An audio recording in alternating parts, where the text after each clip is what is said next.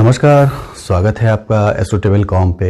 और ग्रहों के गोचर वृष राशि के लिए क्या लेके आ रहे हैं उस पर ये आधारित वीडियो है। वृष राशि के लिए देखा जाए तो बृहस्पति का गोचर, जो कि एक बड़ा गोचर है इस महीने का, कह सकते हैं दिसंबर के महीने में। हालांकि 20 नवंबर को ही गोचर हो चुका है बृहस्पति का कुंभ राशि में आपके दशम भाव में।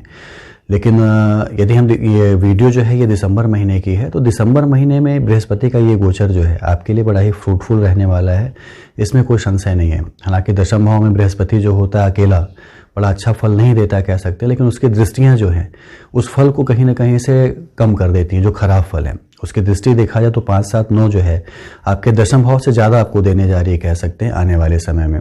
5वीं दृष्टि जो आप देखेंगे तो आपके धन भाव पे है, अचल संपत्ति के भाव पे है, उसमें वृद्धि होना, आपकी वाणी में वृद्धि होना, ये सारी चीज़ें बृहस्पति का ये गोचर करने जा रहा है। और पारिवारिक, संपूर्ण पारिवारिक जीवन, सेकेंड हाउस आपका संपूर्ण पारिवारिक जीवन का होता है, तो उसमें एक बेहतर कंडीशन आपको मिलने जा रही है, इसमें कोई संशय नहीं है। साथ ही साथ चतुर्थ भाव पे उसकी दृष्टि पड़ेगी 7वीं।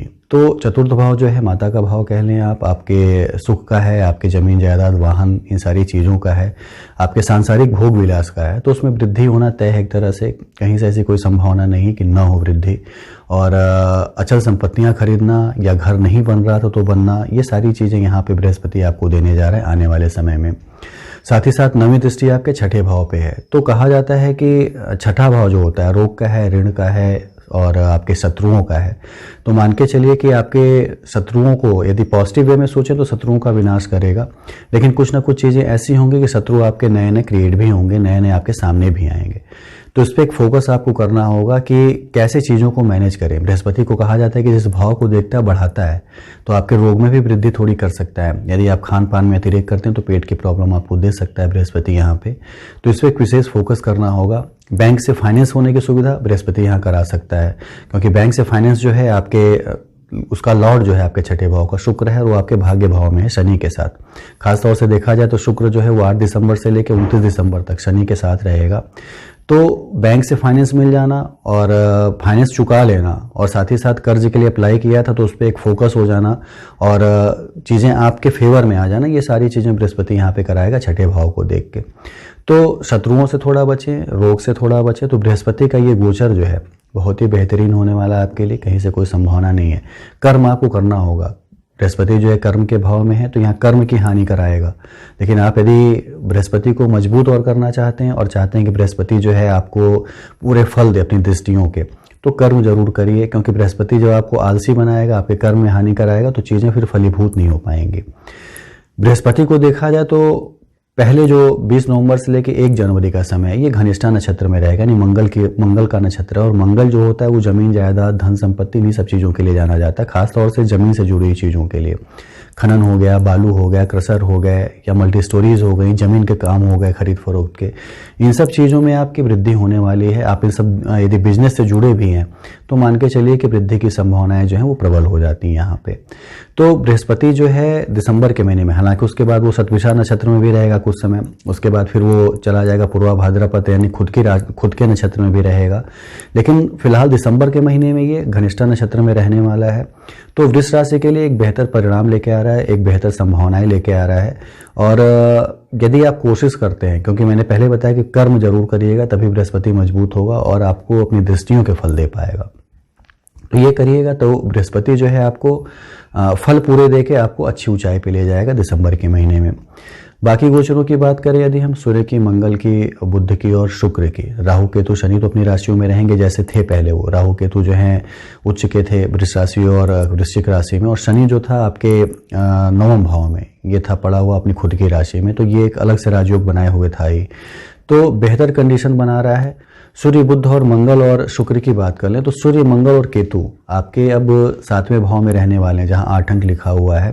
और मंगल स्वगृही रहेगा, हालांकि बहुत नुकसान तो नहीं करेगा, लेकिन केतु के साथ अंगारक दोष बना के आपके पार्टनरशिप में झगड़े करा सकता है, आपके अपने मैरिड लाइफ में थोड़ी समस्याएं दे सकता है, आपको अपने टेम्परामेंट पे थोड़ा कह सकते हैं कि विशेष ध्यान रखना होगा, क्योंकि टेम्परामेंट जहां आपने लूज किया, सूर्य यहाँ पे रहता है, यानी आपके अंदर जो होती है एक एक्स्ट्रा एनर्जी रहती है, कह सकते हैं एक्स्ट्रा एक हीट रहता है दिमाग में कि नहीं चीज़ें मेरे हिसाब से ही होनी चाहिए तभी सही है। इन सब चीज़ों को छोड़ना होगा। तो खासतौर से 14 दिसंबर तक जब तक कि सूर्य जो है वो आपके 7th हाउस में बना हुआ है, उसके बाद वो फिर चला जाएगा अष्टम भाव में और बुध के साथ बुधादित्य योग बनाएगा। लेकिन फिलहाल 14 दिसंबर तक, आधे जो दिसंबर के महीने में आपको थोड़ा अपने आप पे काबू रखना, थोड़ा अपने नेचर पे, थोड़ा अपने बॉडी पे, इस पे थोड़ा एक कंट्रोल रखना ज़रूरी है। आपके पार्टनरशिप में कह लें, आपके मैरिड लाइफ में यदि चाहते हैं आप एक शांति बनी रहे, एक कॉम्पेटिबिलिटी बनी रहे कह सकते हैं, तो थोड़ा इस पर फोकस करिएगा। बाकी चीज़ें बेहतर हैं। शुक्र शनि जो है 9वें भाव में जो है ये एक विशेष फल आपको देगा। और ख़ास तौर से वृष राशि वाले अपने भोग विलास के लिए कह लें, अपने पहनावे के लिए कह लें, अपने रहन सहन के लिए कह लें जाने जाते हैं, तो मान के चलिए कि इनमें एक बढ़ोतरी होने वाली है। नई चीज़ें खरीदना, पहनने के कपड़ों पे जो एक्सपेंस था आपका वो बढ़ जाना, जूतों पे एक्सपेंस बढ़ जाना, परफ्यूम पे एक्सपेंस बढ़ जाना, ये सारी चीज़ें यहाँ पे शुक्र देगा। खासतौर से देखा जाए तो 8 दिसंबर से लेकर 29 दिसंबर के बीच में शुक्र शनि एक साथ यानी भोग विलास बढ़ना, और जो कार्य आप नहीं करते थे उस कार्य को करना, संगत आपकी गलत हो जाना कह सकते हैं, और मदिरा पीना कह सकते हैं, मांस खाना, ये सारी चीज़ें भी बढ़ाएगा। तो ये उसका ड्रॉबैक है। लेकिन अच्छाई में क्या क्या है कि यदि आप ट्रैवल के काम से जुड़े हुए हैं, यदि आप फिल्म इंडस्ट्री से जुड़े हुए हैं, यदि आप ऑर्नामेंट्स यानी हीरे जवाहरात और सोने चांदी के कार्य से जुड़े हुए हैं, तो इन सब चीज़ों में बहुत ही बढ़ोतरी देगा। हैंडीक्राफ्ट के बिजनेस से जुड़े हुए हैं तो इन सब चीज़ों में बहुत ही बढ़ोतरी देगा। और शनि जो है जब यहाँ पे हो तो ये अभियांत्रिकी में बहुत बढ़ोतरी देता है। वो लोग जो कि आईटी के फील्ड में जाना चाहते हैं, वो स्टूडेंट्स जो आईटी के फील्ड में जाना चाहते हैं, इंजीनियरिंग करना चाहते हैं, मशीनरी से संबंधित काम करना चाहते हैं, उनके लिए बड़ा ही बेहतर रहने वाला है ये। तो यदि फोकस करते हैं तो देखेंगे तो ग्रह जो है आपको सोचने के लिए मजबूर करते हैं कि किस दिशा में आप जाएं, और गोचर यही बताते हैं। गोचर जो बनाया जाता है वो यही बताता है कि जो समकालिक समय है आपके लिए, उसमें गोचर जो है आपको सोचने के लिए क्या मजबूर कर रहे हैं। तो यहाँ पे शुक्र और शनि आपको अपने कार्य को बढ़ाने के लिए, भोग विलास को बढ़ाने के लिए, अभियांत्रिकी में जाने के लिए, कपड़े जूते पे व्यय करने के लिए, सोचने के लिए मजबूर करेंगे। आपके पास कितनी चीज़ें हैं, किस तरह से आप करते हैं, ये सारी चीज़ें आपके ऊपर है कि मन पे आपका कितना कंट्रोल है, किस तरह से आप चीज़ों को करना चाहते हैं, ये आप पे निर्भर है। तो कर्म करिए, अच्छे कर्म करिए। बृहस्पति जो है आलसी बना रहा है तो आलस्य छोड़िए, लग जाइए अपने काम में, निश्चित रूप से सफलता आपको मिलेगी आने वाले समय में।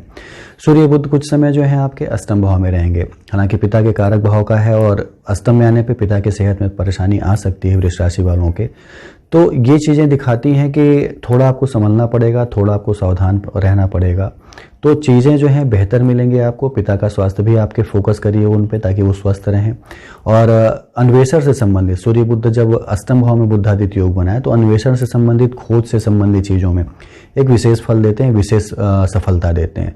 तो ये सारी चीज़ें करिए। विदेश यात्राओं के योग अच्छे बने हुए हैं। यदि पढ़ने लिखने से संबंधित विदेश यात्राएं करना चाहते हैं, किसी खोज से संबंधित विदेश यात्राएं करना चाहते हैं, तो एक बेहतर संभावनाएं हैं, आप जा सकते हैं। और हेल्थ भी आपकी ठीक रहेगी। यदि आप बहुत अतिरेक नहीं करते हैं, बहुत ज़्यादा अत्याचार नहीं करते हैं, तो हेल्थ भी आपकी ठीक रहेगी। हालांकि बृहस्पति आपको पेट की बीमारी दे रहा है और खान पान से ही दे रहा है। तो कहा जाता है कि यदि आप अपनी जीभ पे नियंत्रण रखते हैं, जीभ पे यानी अपनी वाणी पे भी और अपने खाने के स्वाद पे भी, तो निश्चित रूप से आप बचे रहेंगे, निश्चित रूप से आप स्वस्थ रहेंगे कहा जा सकता है।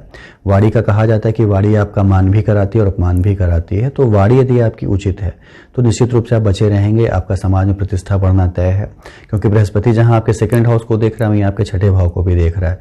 तो वाणी पे नियंत्रण रखिए, यानी स्वाद पे नियंत्रण रखिए, खान पान से के अतिरेक से बचिए, और बोलने से ये बचते हैं यदि आप और नपा तुला एक संतुलित बोलते हैं तो मान के चलिए कि बेहतर चीज़ें मिलेंगी। कहीं से किसी दूषित चीज़ें होने की, या कह सकते हैं कि खराब चीज़ें होने की आपके लिए संभावना नहीं बनती है यहाँ पे। तो इतनी चीज़ें थी वृष राशि के लिए। और बाकी केतु मंगल का अंगारक योग कह लें, केतु और सूर्य का ग्रहण योग कह लें, ये आपको कम कष्ट दे कह सकते हैं, या आपका जीवन जो है वो अच्छे से चलता रहे। तो हनुमान जी की आराधना करें। कलयुग में एक जीवित देव माने जाते हैं वो, और जाहिर सी चीज़ है जो जीवित देव होंगे निश्चित रूप से आपकी पुकार जल्दी सुनेंगे भी। तो उनकी आराधना करिए और अपने जो आपके कष्ट हैं उनसे कहिए, निश्चित रूप से उसका निवारण भी करेंगे, आत्मविश्वास में आपकी वृद्धि भी करेंगे। बाकी आपको यदि लगता है कि कुछ चीज़ें आपको नहीं समझ में आती हैं, चूँकि गोचर जो होते हैं वो नैसर्गिक कुंडली से भी देखे जाते हैं। गोचर में यदि ग्रह जो हैं बहुत अच्छे हैं, नैसर्गिक में बहुत अच्छे नहीं या नीच के हैं, तो एक मध्यम फल मिलेगा। तो गोचर और नैसर्गिक कुंडली दोनों मिला लेते हैं यदि, क्योंकि नैसर्गिक कुंडली आपका संपूर्ण जीवन होती है और गोचर जो होता है वो आपका समकालिक समय होता है। तो दोनों को यदि मिला के चलते हैं तो एक कह सकते हैं कि एक्यूरेट प्रेडिक्शन जो है वो किया जा सकता है कि आप आने वाले समय में कैसा सोचेंगे, किस दिशा में कार्य करने का प्रयास करेंगे। तो पूजा करिए हनुमान जी की, जाइए शनिवार और मंगलवार ज़रूर जाइए। रोज़ जाना चाहें तो बहुत ही अच्छा होता है, बेहतर है, नहीं तो शनिवार मंगलवार तो ज़रूर जाया करें। और दिए जलाना, उनकी आराधना करना, हनुमान अष्टक का पाठ करना या बजरंग बाण का पाठ करना, जो भी सुविधाजनक हो आपके लिए, ज़रूर किया करिए। क्योंकि भगवान जो है वो भाव के आपके भूखे हैं, यानी आप में भाव क्या है, किस तरह से आप उनकी आराधना करें उसके भूखे हैं। तो भाव अपना ज़रूर दिखाइए, निश्चित रूप से आपको सफलता भी मिलेगी। बाकी कोई सवाल आपके हैं तो नीचे दिए नंबरों पर आप पूछ सकते हैं और समय के साथ उसके उत्तर आपको दे दिए जाएंगे।